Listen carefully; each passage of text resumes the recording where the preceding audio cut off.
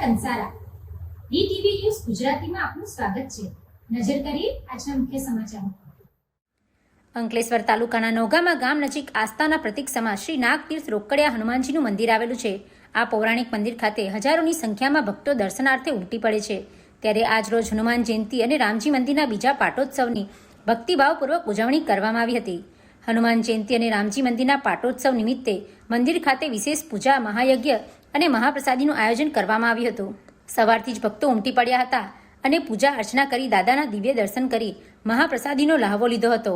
આ પાવન અવસરે મંદિરના પટાંગણ ખાતે ભવ્ય લોક ડાયરાનું આયોજન કરવામાં આવ્યું છે।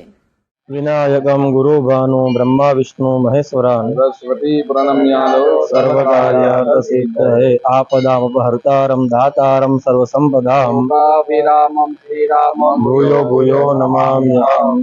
આજે આ નાગતીર્થ રોકડિયા હનુમાનજીના મંદિરે ભવ્ય પાટોત્સવ શ્રી રામચંદ્ર પરિવારની જે પ્રતિષ્ઠા કરી તે દિવસને આજે આપણે આ પાટોત્સવ ઉજવી રહ્યા છે।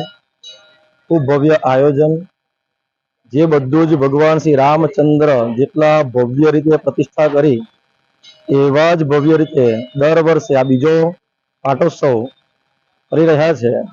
દરેક ભાવિક ભક્તો અહીંયા આગળ ખૂબ મોટી સંખ્યામાં આવી ભગવાનના વંદન કરી પોતાના મનોરથને પૂર્ણ કરે છે। નાગતીર્થ રોકડિયા હનુમાનજીના મંદિરે આવવાથી ભગવાનની હનુમાન ચાલીસાના જપ, પાઠ વગેરે કરવાથી ભાઈ ભક્તોને ઘણું પુણ્યની પ્રાપ્તિ થાય છે। આ એક તીર્થ એવું છે, એના સાનિધ્યમાં પગ મૂકવાથી જ, મસ્તક ટેકાવવાથી અનેક પ્રકારની સિદ્ધિને પ્રાપ્ત થતું હોય છે। આજે આ જગ્યાએ ભગવાન શ્રી રામચંદ્રનો પાટોત્સવ નિમિત્તે ભવ્ય હનુમાન યાગ, શ્રી રામચંદ્ર પરિવારની પૂજન વગેરે આ તીર્થ અંકલેશ્વર તાલુકાના માંડવા પાસે, માંડવા નોગામા ગામ પાસે રોકડિયા હનુમાનજી મંદિર, એમાં ભક્તો આવે છે અને ભાવ થકી ઘણું બધું દાન અર્પણ કરે છે। એ દાન ખૂબ સારા ભાવથી અર્પણ કરે છે અને આવા યજ્ઞો થતા હોય છે। એવી જ અહીં બધા ભક્તો બધા આવતા રહે, પોતાના મનોરથને પૂર્ણ કરતા રહે।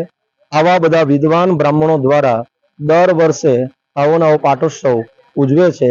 પાટોત્સવ કર્મની અંદર એક વ્યક્તિનું કામ નથી, બધા જ સૌ ગામવાળા ભેગા મળી, ભાઈ ભક્તો ભેગા મળી, બ્રાહ્મણો આ બધા સહાયક રૂપ બની આ યજ્ઞને પૂર્ણ કરે છે।